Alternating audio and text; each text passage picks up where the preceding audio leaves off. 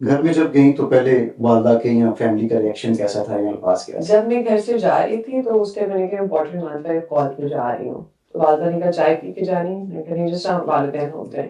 واپس آئی تو کوئی گھر پہ تھا نہیں سوائے ایک بہن کے، اور اس کو بھی اتنا آئیڈیا نہیں تھا کہ کیا ہوا، نہ ہی مجھے آئیڈیا تھا کہ کیا ہوا. اس کے بعد پی ایس ایل کا میچ تھا، تو وہ جو چائے کا کپ میں نے صبح پینا تھا وہ میں نے اس ٹائم آ کے پیا، شام 5-6 بجے کے قریب.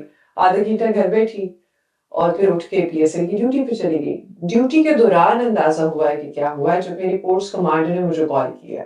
That's when I got to know کہ یہ سچویشن ہے. ویسے ریئیکشن کیسا رہا بعد میں جب والدہ کو پتہ چلا یا باقی بہن بھائیوں کو پتہ چلا؟ جب انہوں نے ویڈیو دیکھی تو انہوں نے کہا کہ ہم سے بچی کی بے بسی دیکھی نہیں گئی، بچی ٹھیک ہے.